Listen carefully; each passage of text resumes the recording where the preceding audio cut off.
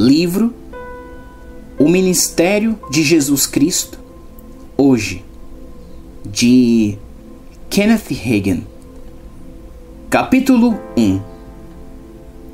Jesus Cristo, nosso sumo sacerdote. Quando, porém, veio Cristo, como sumo sacerdote dos bens já realizados, mediante o maior e mais perfeito tabernáculo, não feito por mãos, quer dizer, não desta criação, não por meio de sangue de bodes e de bezerros, mas pelo seu próprio sangue, entrou no Santo dos Santos, uma vez por todas, tendo obtido eterna redenção. Hebreus 9, 11 e 12. O ministério de Cristo, como sumo sacerdote à destra do Pai, é um dos aspectos mais raros da revelação dada ao apóstolo Paulo. Nas epístolas, Paulo não apenas nos diz o que Cristo fez por nós na sua expiação substitutiva na cruz. Ele também nos diz o que o Espírito Santo fez em nossa vida individual. Muitos teólogos e eruditos questionam a autoria do livro de Hebreus. Alguns não acham que Paulo seja o autor. Creio, porém, que é bastante conclusivo que este livro faz parte da revelação paulina, porque Hebreus se encaixa nela como parte de um quebra-cabeça e a linguagem é a mesma de Paulo.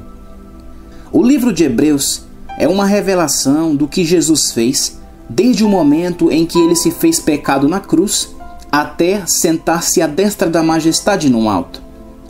Toda a obra redentora de Cristo é mostrada nessa maravilhosa revelação em Hebreus. Há referências a essa obra em outras partes do Novo Testamento, mas essa relação está principalmente em Hebreus. Existem 4 fases na revelação que Deus deu a Paulo.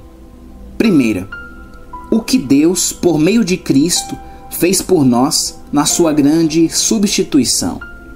Segunda, o que o Espírito Santo, através da palavra, faz em nós no novo nascimento e no enchimento com o Espírito Santo. Terceira, o que Jesus está fazendo por nós agora, no seu ministério, nos dias de hoje, à destra do Pai. Quarta, o que a palavra de Deus e o seu amor fazem através de nós ao ministrarmos. Ao longo de anos, nós cristãos desperdiçamos muito tempo estudando o que Cristo fez por nós.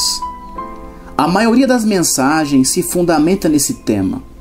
Entretanto, muito pouco tempo foi gasto estudando o que ele faz em nós. E menos tempo ainda tem sido gasto estudando o que ele está fazendo por nós agora no seu grande ofício do sumo sacerdote à destra do Pai. Mas todo o seu ministério por nós não teria sido completo se ele não estivesse exercendo um ministério agora, em nosso favor, à destra de Deus. O primeiro ministério de Jesus, após a ressurreição, é mencionado em João 20. João 20, 11 e do 15 ao 17. Maria, porém, estava em pé, diante do sepulcro a chorar. Enquanto chorava, abaixou-se a olhar para dentro do sepulcro. Perguntou-lhe Jesus: Mulher, por que choras? A quem procuras? Ela, julgando que fosse o jardineiro, respondeu-lhe: Senhor, se tu o levaste, dize-me onde o puseste, e eu o levarei. Disse-lhe Jesus: Maria. Ela, virando-se, disse-lhe em hebraico: Raboni, que quer dizer mestre.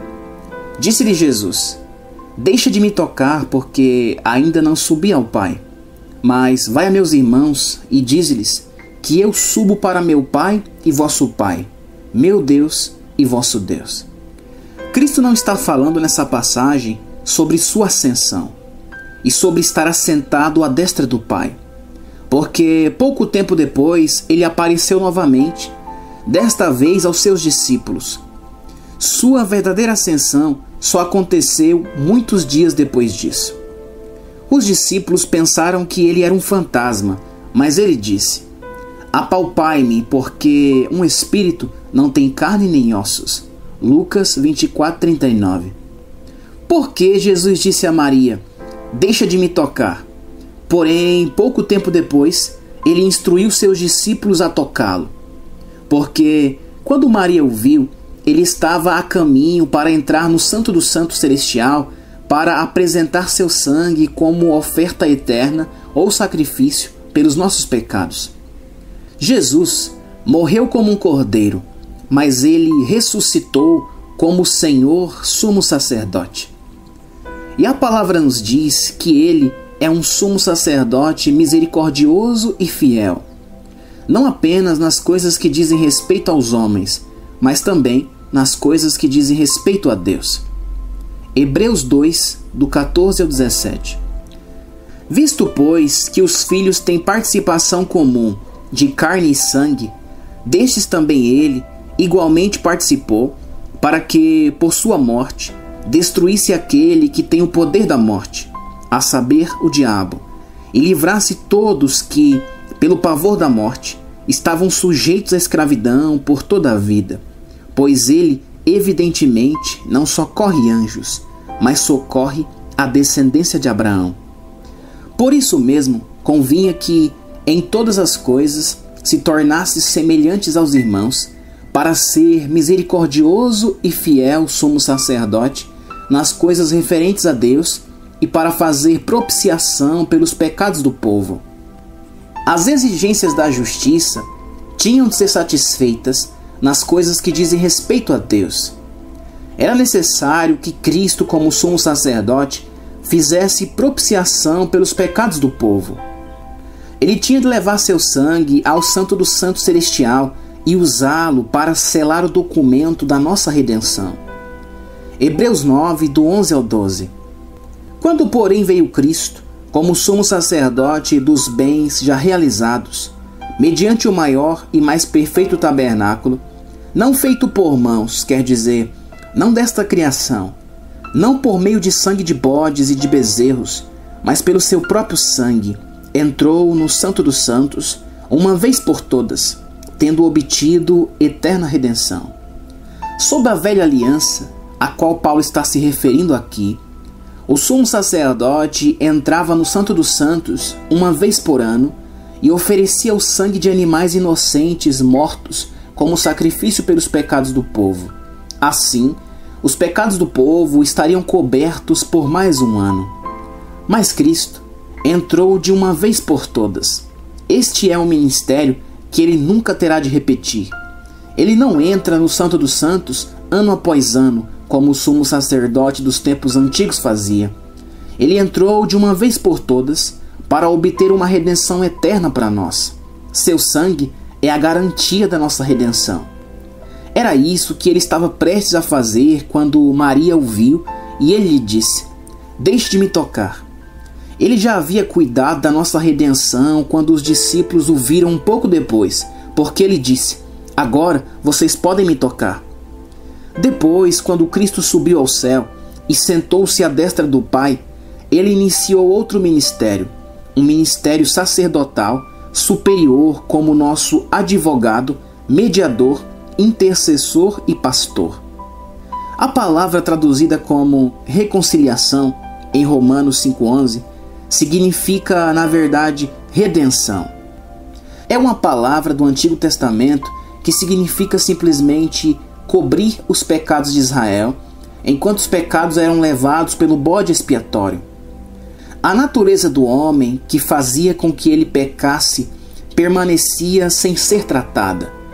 Essa natureza do homem que o fazia mentir, roubar e quebrar a lei.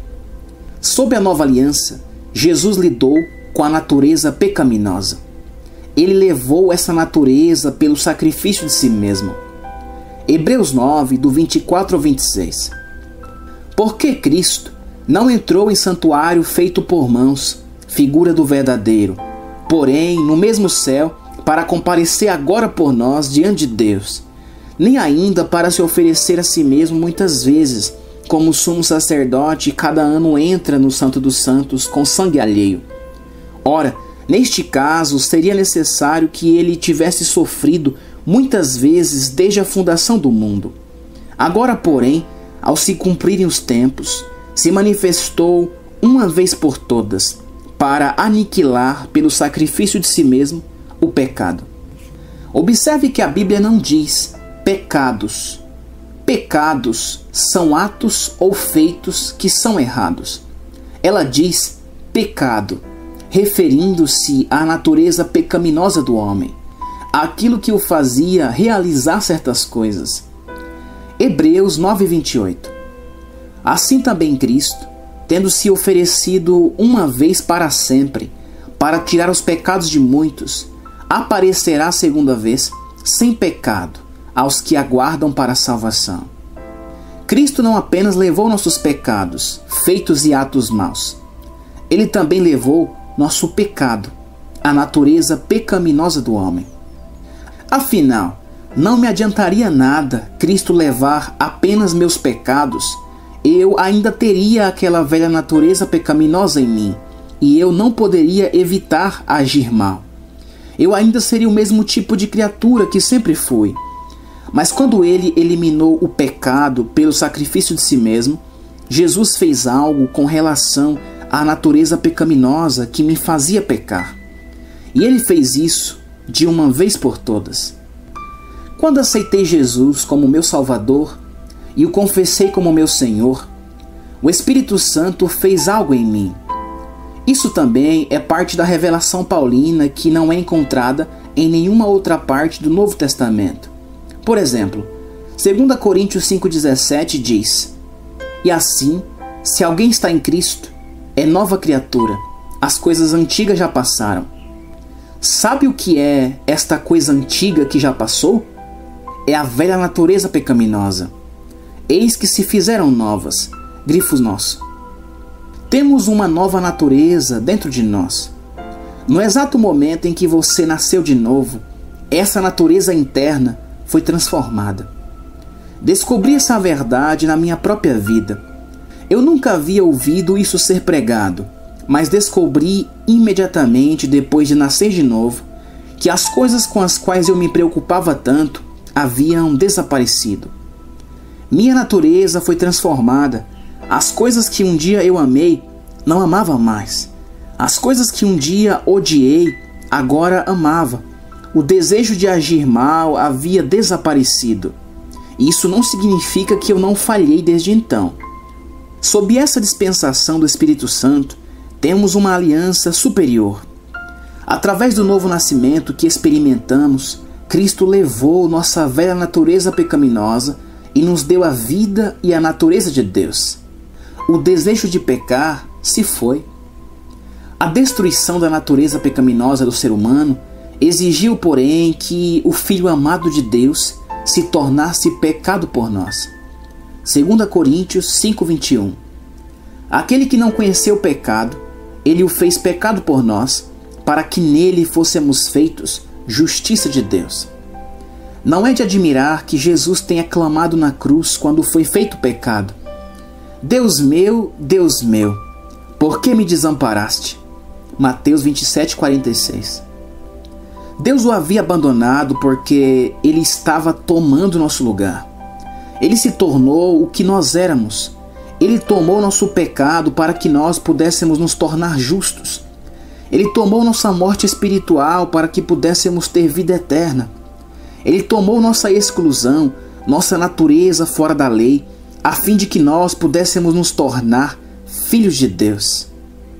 Como é maravilhoso a imensurável graça de Deus revelada no sacrifício de Jesus. Ele levou o próprio sangue ao Santo do Santo Celestial, cancelando assim a necessidade de o sumo sacerdote fazer uma expiação anual. Em vez disso, Jesus nos deu redenção eterna. Jesus se fez pecado. Ele estava debaixo de condenação, porque nós estávamos debaixo de condenação. Por 3 dias e 3 noites, ele permaneceu trancado na prisão da morte, porque era para lá que nós deveríamos ter ido. Ele se tornou nosso substituto e tomou nosso lugar. Ele atendeu às exigências da justiça e nos libertou. Até então, ninguém podia nascer de novo. Os crentes do Antigo Testamento não eram nascidos de novo. Eles eram salvos até o ponto em que o plano da salvação de Deus na época permitia. Seus pecados eram perdoados, mas eles não eram nascidos de novo. Se pecar depois de nascer de novo, você pode confessar seus pecados e Deus o perdoará. 1 João 1,9. Mas você não nasce de novo pela segunda vez. Ninguém nasce de novo duas vezes. Se você nascesse de novo toda vez que seus pecados fossem perdoados, algumas pessoas nasceriam de novo 1 milhão de vezes. Você não pode se tornar uma nova criatura mais de uma vez. No Antigo Testamento, lemos que fulano de tal gerou fulano de tal. Era necessário que os judeus guardassem sua genealogia. Sob a nova aliança, porém, podemos escrever nossa genealogia com 4 palavras. Vós sois de Deus. 1 João 4,4. Nós nascemos de Deus. Capítulo 2. Jesus Cristo, nosso advogado. Se confessarmos os nossos pecados, Ele é fiel e justo para nos perdoar os pecados e nos purificar de toda injustiça.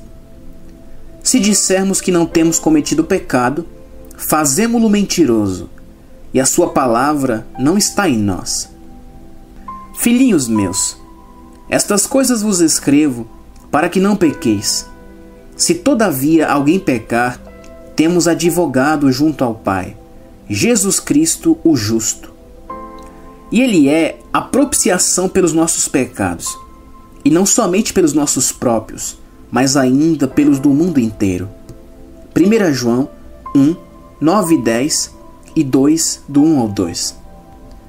A palavra advogado significa defensor, ou alguém que defende nossa causa ou nosso caso. Quando o crente é tentado e Satanás adquire domínio sobre ele, o crente pode reivindicar a promessa de 1 João 1,9. Se confessarmos os nossos pecados, Ele é fiel e justo para nos perdoar os pecados e nos purificar de toda injustiça. O apóstolo João continuou dizendo: Filhinhos meus, 1 João 2,1.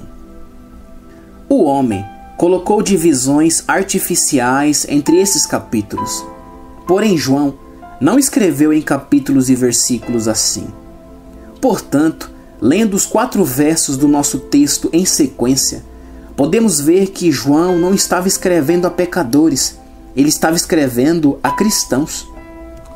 Em geral, 1 João 9 é citado a pecadores, dizendo a eles para confessarem seus pecados. Deus não disse a eles para fazerem isso. Seria impossível um pecador confessar todos os erros que ele cometeu, porque toda a sua vida é errada. Não, esse versículo foi escrito para os cristãos. João escreve: Filhinhos meus, porque eles foram salvos sob o seu ministério e eram seus filhos espirituais. E estas coisas vos escrevo para que não pequeis. Se todavia alguém pecar, temos advogado junto ao Pai, Jesus Cristo, o justo. Isso nos leva a um assunto muito sensível no universo da igreja. Em vez de ficar com o que a Bíblia diz, alguns grupos se dividem em círculos ou facções teológicas que aceitam certos conceitos, quer eles sejam bíblicos ou não. Parece que o universo da igreja como um todo está dividido em 2 grupos, calvinistas e arminianos. No século XVI, João Calvino e Jacobus Armínios frequentaram a mesma instituição de ensino, onde aprenderam sobre as Escrituras, mas cada um saiu com uma ideia diferente. Um resultado é o que chamamos de velha escola calvinista, que abraçou a predestinação, ou o que tiver de ser será. Durante o tempo do famoso evangelista Charles Finney, os pastores daquela época haviam aprendido o calvinismo na escola de divindade de Yale. Eles acreditavam que, se você estivesse predestinado a ser salvo, seria salvo. Se você não estivesse predestinado a ser salvo, não havia nada que pudesse fazer a respeito. Você podia entrar para a igreja e aproveitar seus benefícios, mas Deus só o salvaria se fosse da vontade dele. Finney era advogado. Depois de concluir os estudos, começou a praticar direito com um antigo juiz. Este sugeriu que Finney entrasse para uma igreja, porque isso o ajudaria com os negócios e com os contatos sociais. Finney fez isso. Em um dos cultos de jovens, Finney pediu que orassem por ele, porque entendeu que não era salvo e não conhecia Deus. O grupo ficou perplexo com o pedido dele, dizendo que, se ele estivesse predestinado a ser salvo, ele seria. Do contrário, estaria perdido. Finney começou a ler a Bíblia. Quanto mais ele a lia, mais se convencia de que podia ser salvo, e que todos os demais também podiam se quisessem. Sozinho, ele buscou a Deus e nasceu de novo. Logo, ele se tornou um ministro e pregava que, quando Deus disse na sua palavra, arrependei-vos, ele quis dizer que você podia fazer isso. Os calvinistas pregavam que você não podia se arrepender a não ser que Deus lhe desse um coração arrependido, que você era totalmente incapaz de fazer algo por si mesmo. Finney pregava que se Deus lhe pedisse para fazer alguma coisa que você não pudesse fazer, ele seria um Deus injusto. Mas Deus não é injusto. E quando ele disse, crede, ele quis dizer que você pode crer. Os calvinistas, porém, achavam que você não podia crer, a não ser que Deus lhe desse um coração crédulo. Hoje, não existem muitos calvinistas da velha escola. Suas doutrinas foram diluídas, mas agora existem calvinistas da nova escola. O calvinismo da nova escola é basicamente a doutrina da segurança eterna, ou, uma vez salvo, salvo para sempre. Creio na segurança eterna desde que permaneçamos em Cristo. Ele é poderoso para nos manter seguros, mas só porque você é um filho de Deus, isso não significa que não é mais livre para decidir sobre sua própria moral.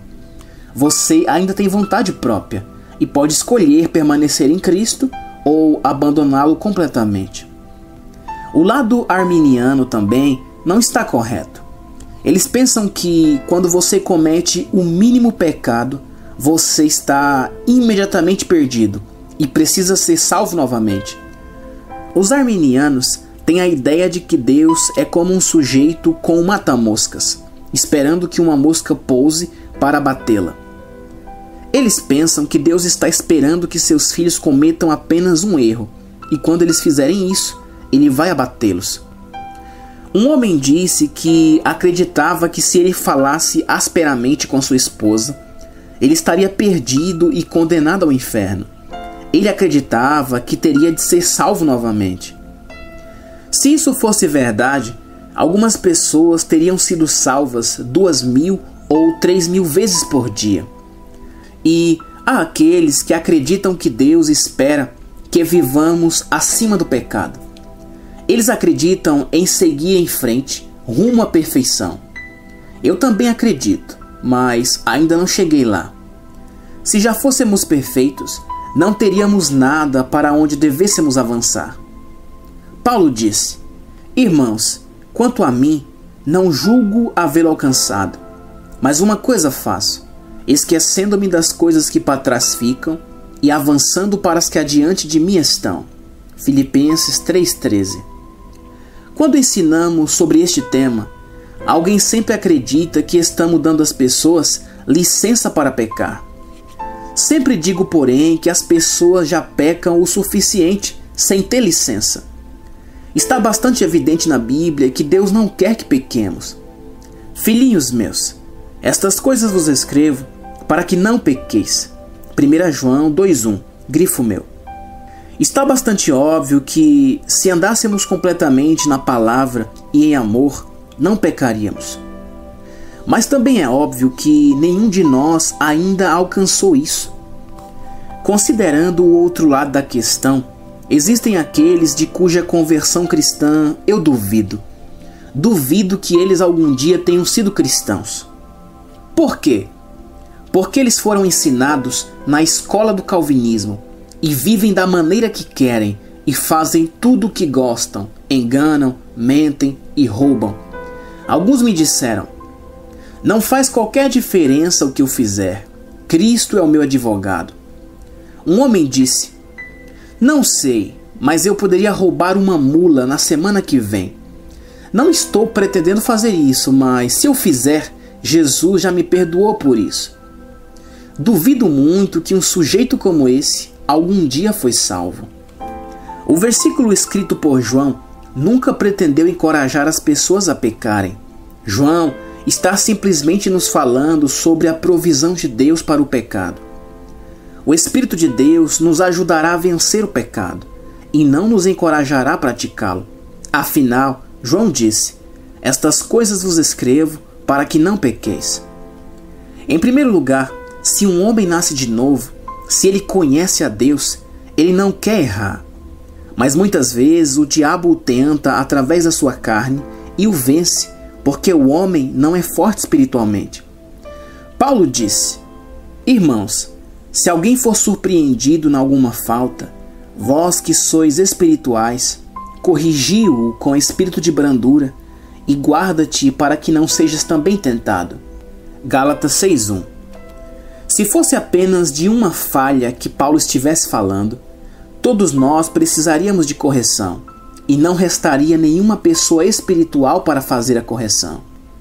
Todos nós temos falhas.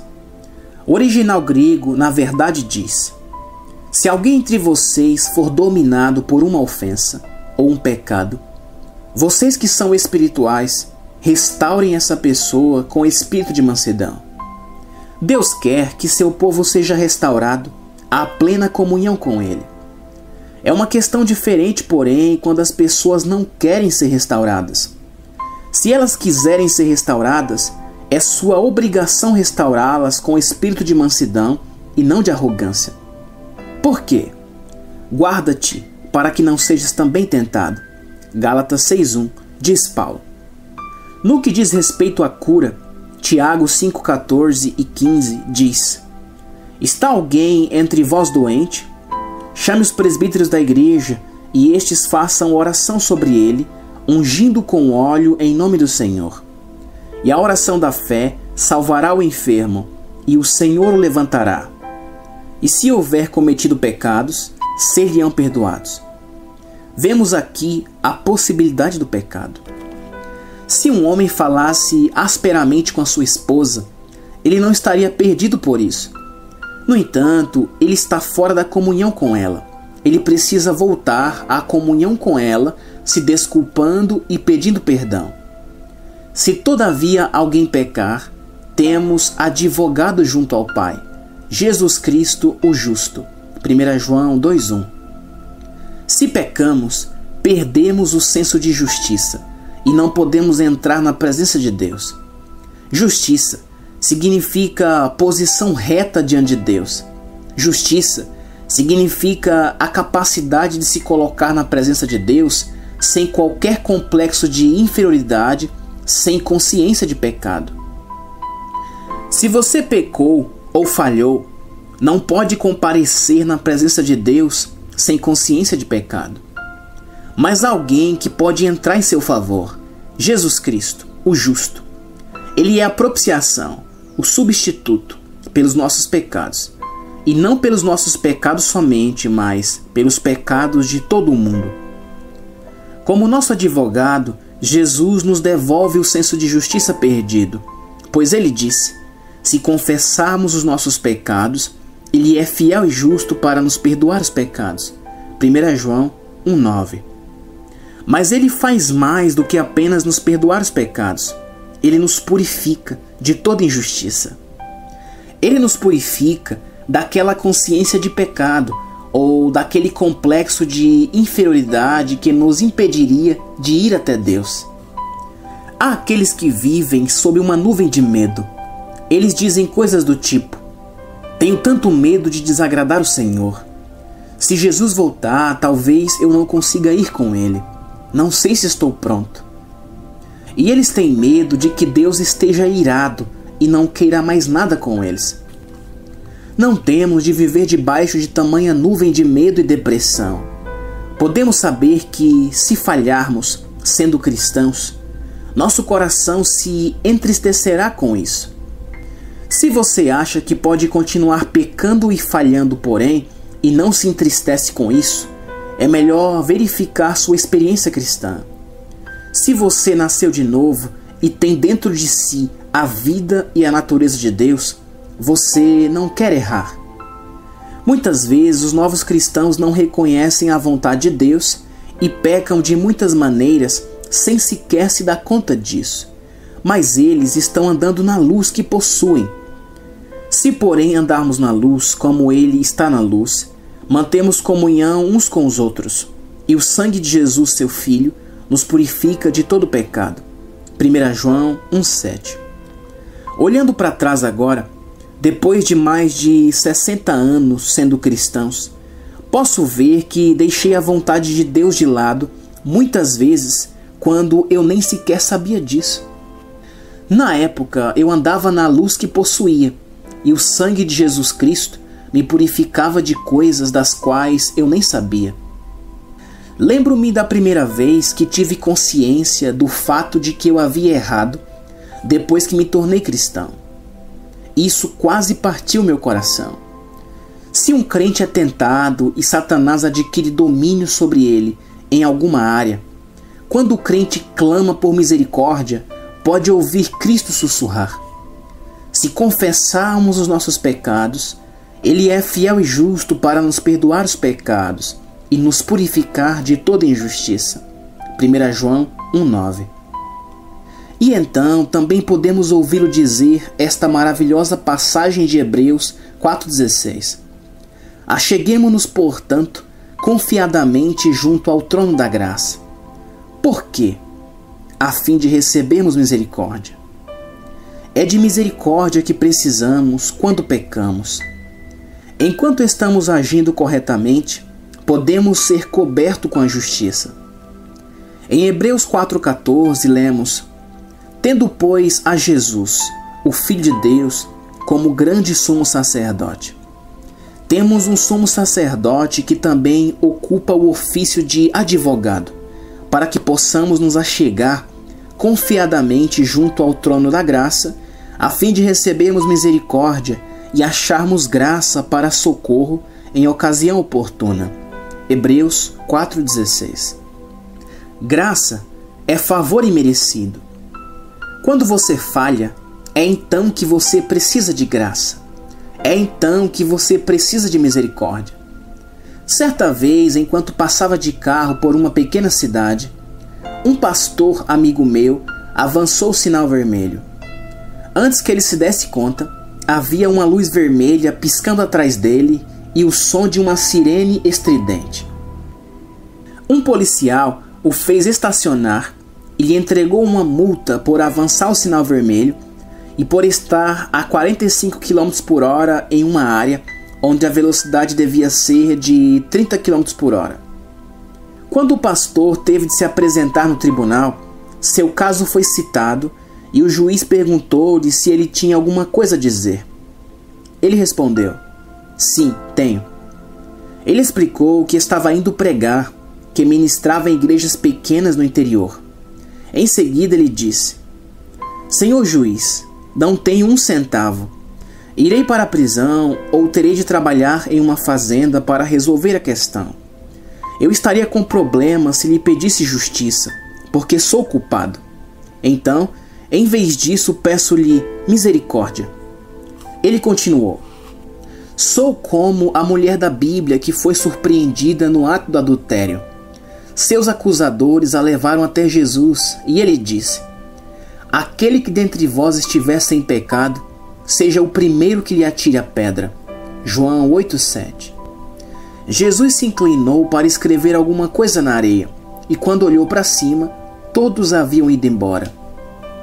Erguendo-se Jesus, e não vendo a ninguém mais além da mulher, perguntou-lhe: Mulher, onde estão aqueles teus acusadores? Ninguém te condenou? Respondeu ela: Ninguém, Senhor.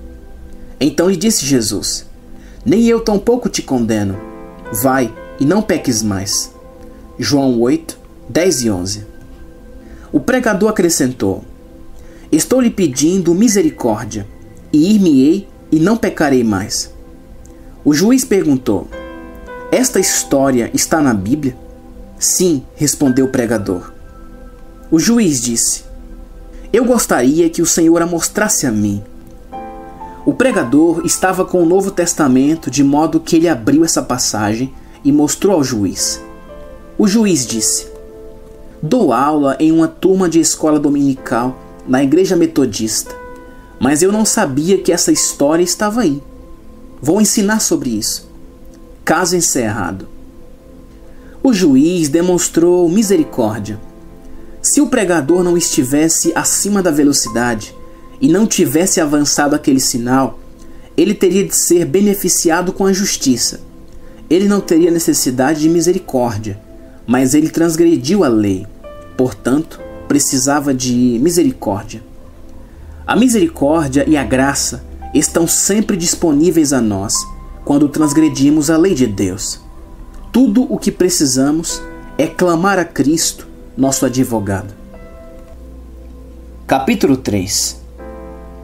Jesus Cristo, nosso intercessor. Tendo, pois, a Jesus, o Filho de Deus, como grande sumo sacerdote que penetrou os céus, conservemos firme a nossa confissão. Porque não temos sumo sacerdote que não possa compadecer-se das nossas fraquezas. Antes, foi ele tentado em todas as coisas à nossa semelhança, mas sem pecado. Acheguemo-nos, portanto, confiadamente junto ao trono da graça, a fim de recebermos misericórdia e acharmos graça para socorro em ocasião oportuna. Hebreus 4, do 14 ao 16. Esse trecho da palavra de Deus nos leva um passo além no nosso estudo do ministério de Cristo como sumo sacerdote. Jesus é o sumo sacerdote da nova aliança. O sumo sacerdote da velha aliança tinha certos deveres a realizar. Discutimos no capítulo 1 como ele entrava no Santo dos Santos uma vez por ano com sangue de animais para receber expiação pelos pecados do povo. Assim como o sumo sacerdote na velha aliança tinha mais deveres a realizar do que essa função anual, o mesmo acontece com Jesus. Embora ele tenha entrado no Santo dos Santos celestial uma vez por todas com seu sangue para obter a redenção para nós, ele ainda ocupa hoje o ofício de sumo sacerdote. Outro ofício que Jesus ocupa hoje é o de mediador. Ele é o sumo sacerdote mediador entre Deus e o homem. Ninguém pode chegar ao Pai senão através de Cristo. Jesus disse: Eu sou o caminho, a verdade e a vida. João 14,16. Uma tradução diz: Eu sou o caminho, a realidade e a vida. Cristo é o único caminho para Deus.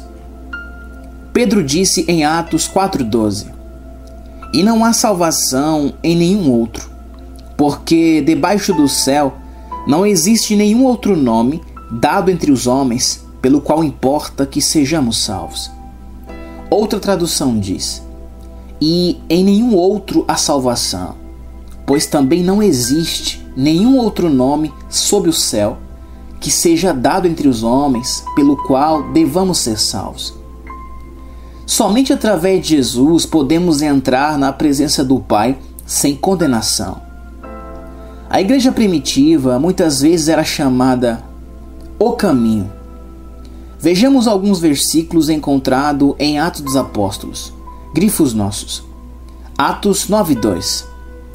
E lhe pediu cartas para as sinagogas de Damasco, a fim de que, caso achasse alguns que era do caminho, assim homens como mulheres, os levasse presos para Jerusalém. Esse versículo se refere a Saulo de Tarso, que tinha em sua posse cartas das autoridades, dando-lhe o poder para prender qualquer pessoa que encontrasse que fosse membro do caminho. Atos 19:9. Visto que alguns deles se mostravam empedernidos e descrentes, falando mal do caminho diante da multidão, Paulo, apartando-se deles, separou os discípulos, passando a discorrer diariamente na escola de Tirano. Outra tradução diz: quando alguns foram endurecidos e desobedientes, falando mal do caminho. Atos 19:23. Por esse tempo houve grande alvoroço acerca do caminho. Atos 24:14 diz: porém confesso-te que, segundo o caminho a que chamam seita, assim eu sirvo ao Deus de nossos pais, acreditando em todas as coisas que estejam de acordo com a lei e nos escritos dos profetas. Atos 24:22. Então Félix, conhecendo mais acuradamente as coisas com respeito ao caminho, adiou a causa, dizendo: quando descer o comandante Lísias, tomarei inteiro conhecimento do vosso caso. Atos 16:17. Seguindo a Paulo e a nós, uma moça possuída por um espírito de adivinhação clamava dizendo: estes homens são servos do Deus Altíssimo e vos anunciam o caminho da salvação. Até o diabo o chamava de o caminho, não é mesmo? Este último versículo foi extraído de uma passagem que conta a história de uma jovem mulher possuída por um espírito de adivinhação ou de quiromancia, que seguia Paulo e Silas pelas ruas de Filipos, dizendo: estes homens são servos do Deus Altíssimo e vos anunciam o caminho da salvação. De modo que Cristo não é apenas o Senhor e sumo sacerdote, Ele é também o mediador, o único caminho pelo qual o pecador pode chegar a Deus. No instante em que uma pessoa o aceita, Jesus se torna seu intercessor e sumo sacerdote. A Bíblia nos diz que Ele vive para sempre para interceder pelos crentes. Hebreus 7:25, grifo nosso. Por isso também pode salvar totalmente os que por Ele se chegam a Deus, vivendo para sempre para interceder por eles. Isaías 53:12. Derramou a sua alma na morte, foi contado com os transgressores, contudo, levou sobre si o pecado de muitos, e pelos transgressores intercedeu. Romanos 8:34, grifo nosso. Quem os condenará? É Cristo Jesus quem morreu, ou antes, quem ressuscitou, o qual está à direita de Deus, e também intercede por nós. Jesus nunca tira férias, Ele nunca abdica dos seus deveres, e ninguém, a não ser Jesus, pode atuar como nosso sumo sacerdote e mediador ou intercessor junto ao Pai. No grego original, a palavra traduzida como intercessão é um termo técnico para aproximar-se de um rei. Assim, esse versículo quer dizer que Cristo está buscando a presença e ouvindo de Deus em favor de outros. Ele está ali onde vive para sempre para interceder por nós, buscando ouvir de Deus em nosso favor. Quando vamos a Deus através de Cristo, temos a garantia de ter a atenção do Pai. Não podemos nos aproximar dele de nenhuma outra maneira a não ser através de seu Filho. Mas muitas pessoas tentam fazer Deus ouvir e responder às suas orações com base em alguma outra coisa. Isso não quer dizer que eu não acredito em boas obras. Eu acredito. Creio em uma vida reta. Mas Deus não vai ouvir e responder às nossas orações com base em boas obras, embora Ele nos recompense por elas.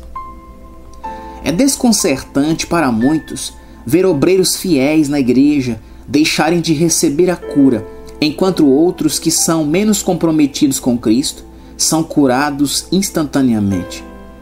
Um pastor me contou certa vez sobre um homem por quem ele havia orado. Quando o pastor chegou à casa do homem, ele o encontrou parcialmente paralisado. O médico dissera que o homem não trabalharia mais nem um dia em sua vida.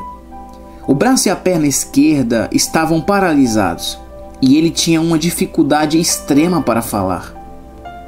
O pastor pensou: bem, vou apenas ungir esse sujeito com óleo e orar por ele.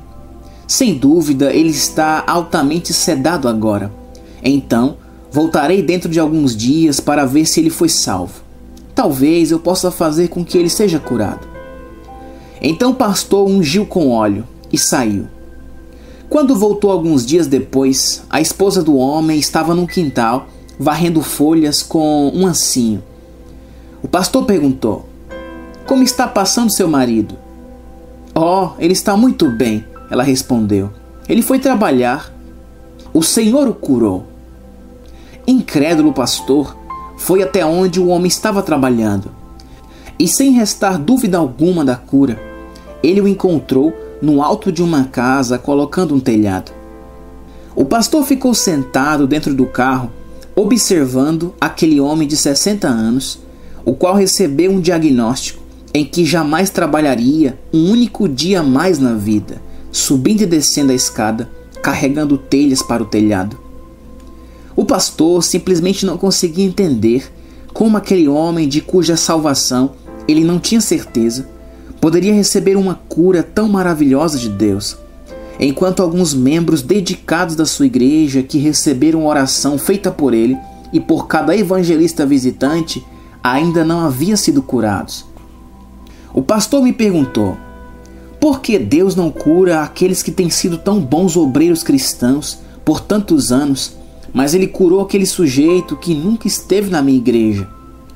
Muitas pessoas pensam que Deus deveria curá-las com base nas suas boas obras, que ele tem a obrigação de fazer alguma coisa por elas. Entretanto, se pudéssemos ir a Deus através das nossas boas obras, não havia necessidade de Jesus atuar no seu ministério de intercessor. Jesus vive para sempre para interceder por nós, buscando a Deus em nosso favor, e devemos ir a Deus através dele. A palavra grega para interceder significa pleitear. Ele vive para sempre para pleitear por nós. Quando aquele homem se aproximou de Deus para ser curado, não foi nos seus próprios méritos que ele o fez, mas através do nome de Cristo Jesus. O homem simplesmente se lançou sobre a misericórdia de Deus. Acheguemo-nos, portanto, confiadamente junto ao trono da graça, a fim de recebermos misericórdia e acharmos graça para socorro em ocasião oportuna. Hebreus 4,16. Outros, porém, se achegam pleiteando a própria justiça.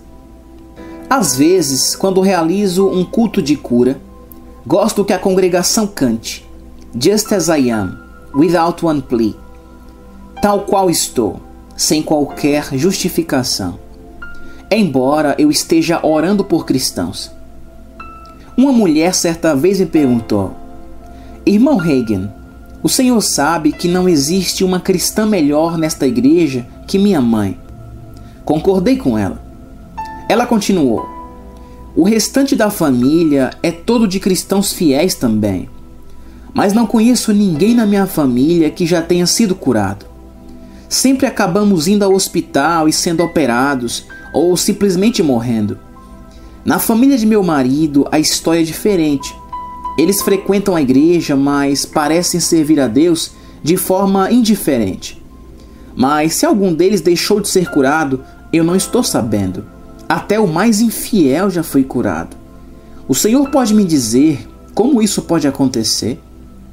Não conheço a família de seu marido, mas, de acordo com o que a palavra de Deus ensina, não seria porque eles são rápidos para se arrepender, para perdoar e para crer em Deus? Eu disse. Ela exclamou: sim, o Senhor está certo quanto a isso.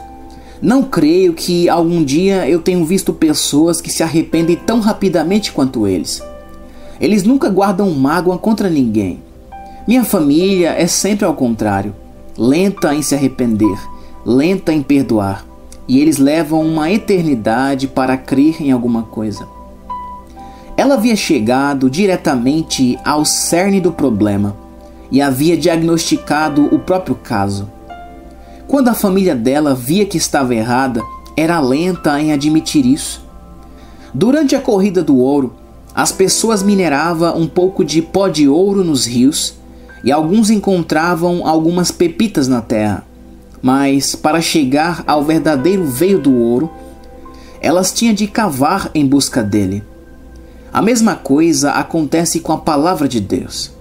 Você passa a ler a Bíblia superficialmente e pode recolher um pouco. Mas se você parar e cavar mais fundo, é impressionante o que encontrará. Hebreus 7:25. Por isso também pode salvar totalmente os que por ele se chegam a Deus, vivendo sempre para interceder por eles. Procurei a palavra salvar em grego. É sozo, uma palavra também traduzida como curar e pleno no Novo Testamento.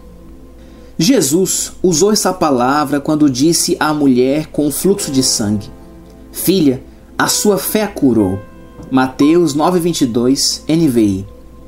Curou é a mesma palavra traduzida como salvar em Hebreus 7:25. Poderíamos ler Hebreus 7:25 como: por isso também pode curar totalmente ou salvar totalmente os que por ele se chegam a Deus.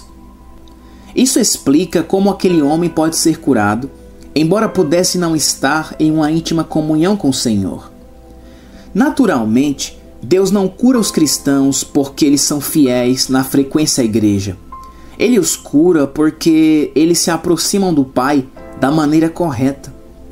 Deus sempre teve a qualidade da misericórdia. A misericórdia muitas vezes é algo que falta à humanidade. Quando meu irmão se acidentou certa vez e não estava em comunhão com Deus, pensei: bem, ele simplesmente vai ter de pagar pelos seus erros. Mas o Senhor o curou. Muitas vezes ouvi crentes dizendo, referindo-se a irmãos cristãos: bem feito para eles, eles mereceram. Entretanto, embora o homem nem sempre demonstre misericórdia, Deus o faz. Ele conhece toda a situação e ele é fiel e misericordioso. Lemos em Tiago 5, 14 e 15. Está alguém entre vós doente? Chame os presbíteros da igreja e estes façam oração sobre ele, ungindo com óleo em nome do Senhor. E a oração da fé salvará o enfermo, e o Senhor o levantará. E, se houver cometido pecados, ser-lhe-ão perdoados. Grifo nosso. É fácil dizer: ora, eu nunca faria isso. Se eu estivesse no lugar dele, eu jamais seria culpado por isso. Mas, se você estivesse na situação dessa pessoa, talvez você não fizesse isso tão bem quanto ela.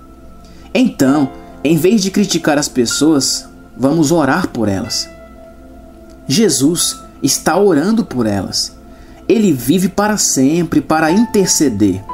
E Ele é poderoso para curar totalmente aqueles que se achegam a Deus através dele. Você não pode chegar ao Pai por nenhum outro caminho. Jesus é o caminho. Para ser salvo, para ser curado, para se tornar pleno, para receber o batismo no Espírito Santo, para ter suas necessidades materiais supridas e para receber respostas às suas orações, podemos ir ao Pai, em nome de Jesus. Capítulo 4. Jesus Cristo, nosso pastor. O Senhor é o meu pastor, nada me faltará. Salmos 23:1. Eu sou o bom pastor, conheço as minhas ovelhas. João 10:14. Nos capítulos anteriores, vimos Jesus como nosso sumo sacerdote, nosso advogado, nosso mediador e nosso intercessor. Ele também tem outro ministério. Ele é o Senhor e o cabeça da igreja. Davi profetizou sobre ele no Salmo 23. O Senhor é o meu pastor, nada me faltará. Versículo 1. E Jesus disse: Eu sou o bom pastor. João 10,14. O Salmo 22 contém uma profecia sobre a morte de Jesus. O Salmo 23 é uma profecia sobre ele como o bom pastor. No Salmo 24, temos uma profecia com relação ao fato de que Jesus é o Rei dos Reis e o Senhor dos Senhores que virá. Estamos vivendo neste instante, no Salmo 23. Ele nos pertence. Essa é mais do que apenas uma bela passagem da Bíblia. Davi está profetizando quando diz: O Senhor é o meu pastor, nada me faltará.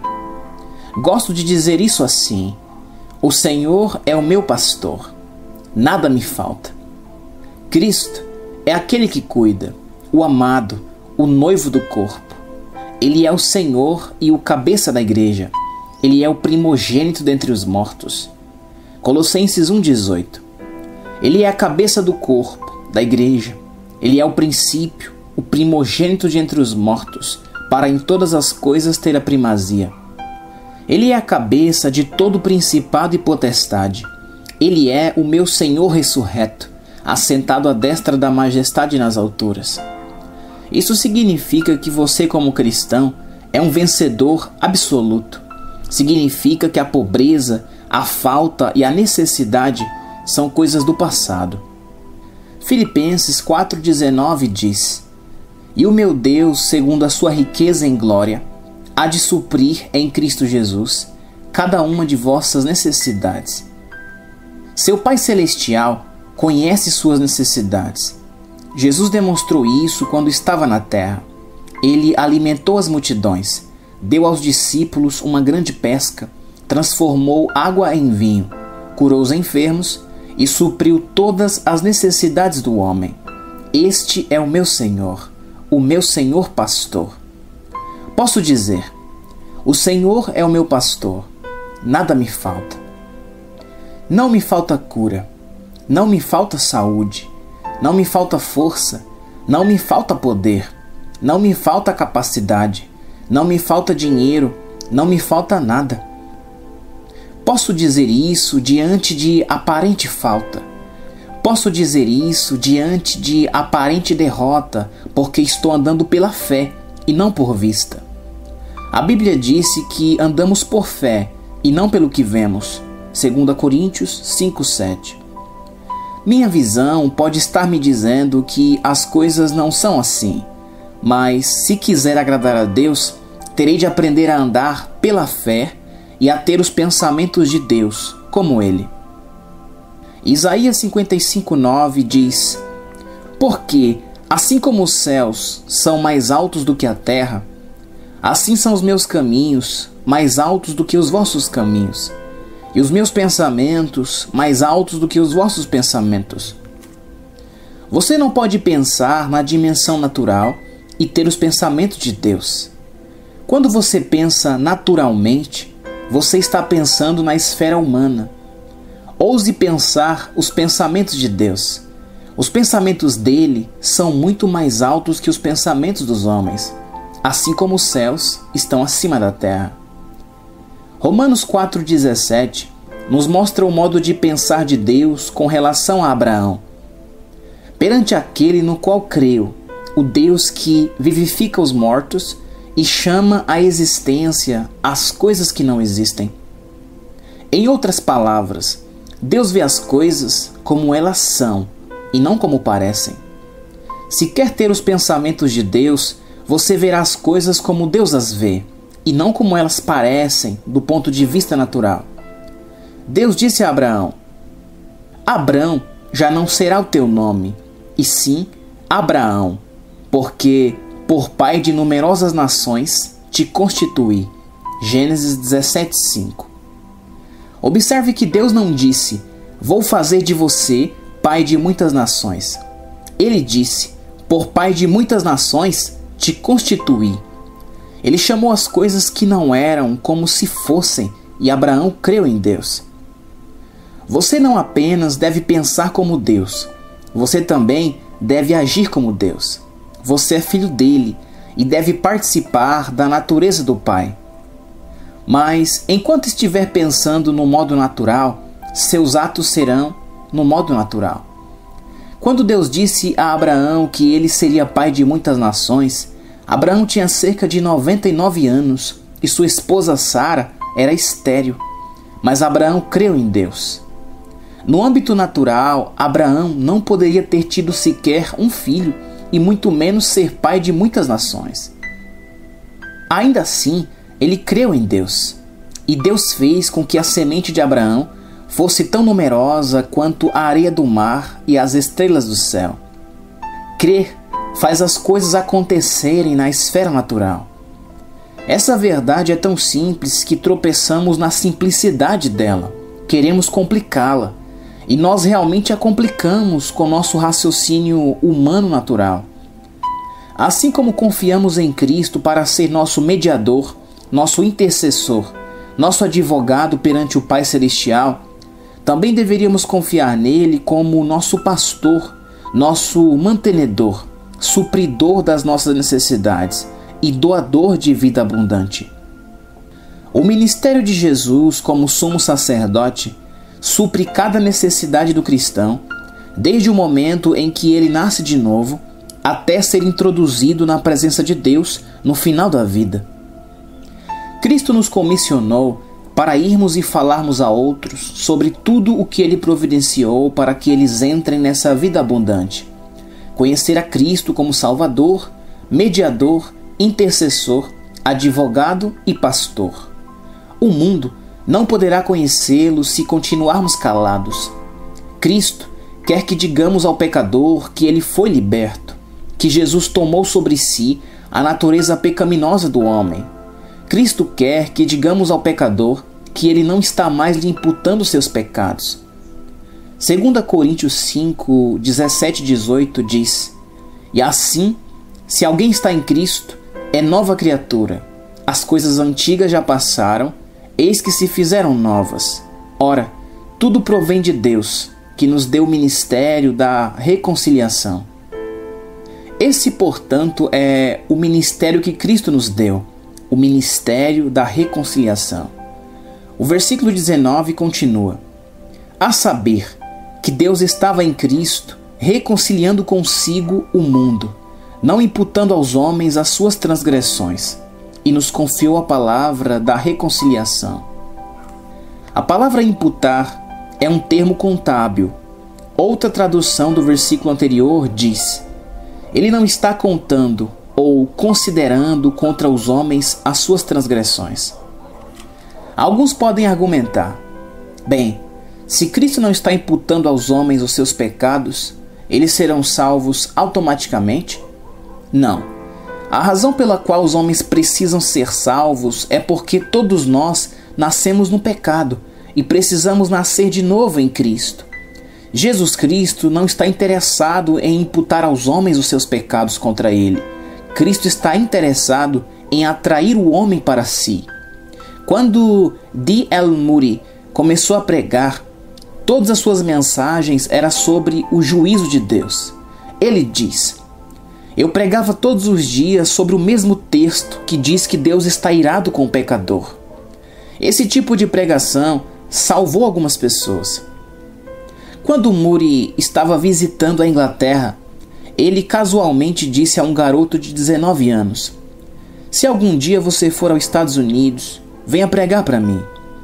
Mais tarde, Moody admitiu que havia feito o convite mais por cortesia do que por sinceridade. 2 anos depois, Moody atendeu a porta da frente e descobriu que aquele jovem pregador estava pronto para aceitar seu convite. É claro que não havia nada a fazer a não ser oferecer o seu púlpito ao jovem para uma semana de cultos. No domingo à noite, na abertura da semana de avivamento, o garoto pregou com base em João 3,16.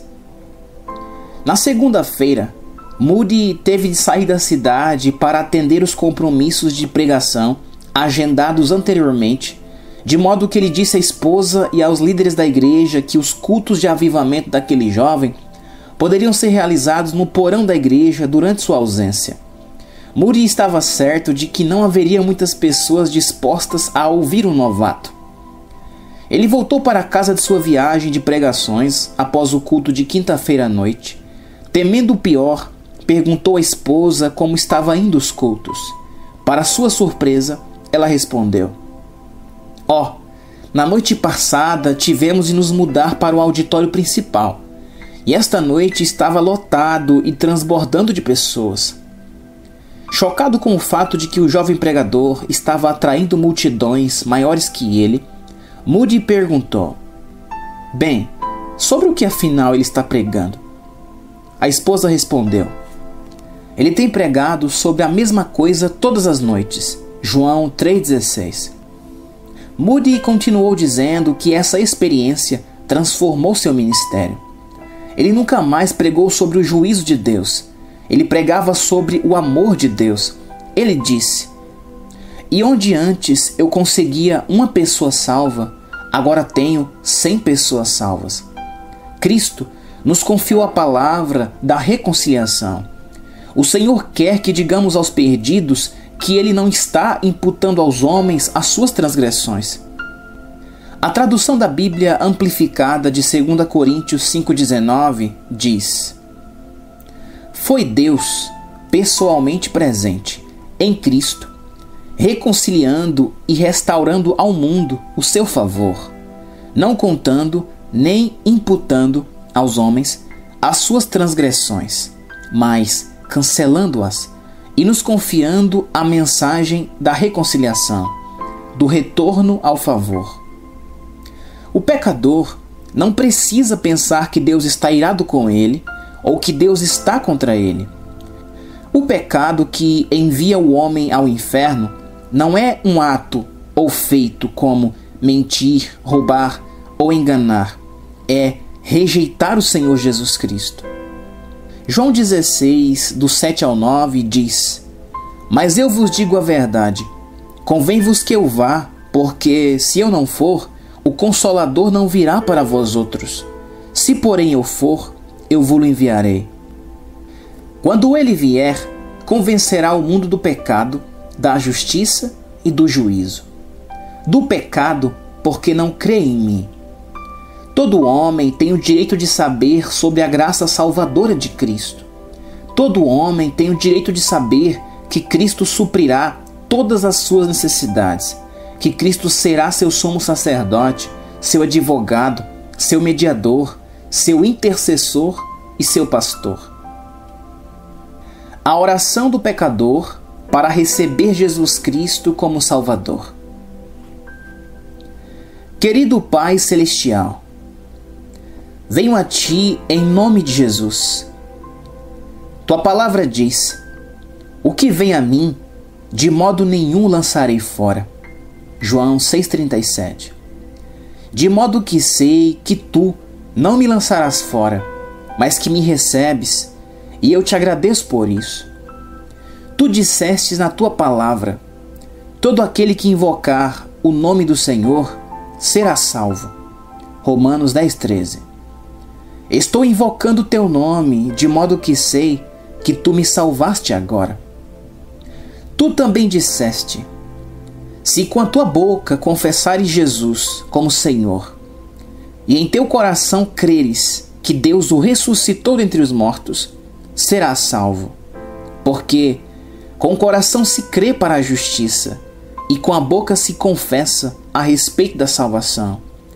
Romanos 10, 9 e 10. Creio em meu coração que Jesus Cristo é o Filho de Deus. Creio que Ele foi ressuscitado dentre os mortos pela minha justificação. E eu confesso agora como meu Senhor. Porque a Tua palavra diz: com o coração se crê para a justiça. E eu creio com o meu coração.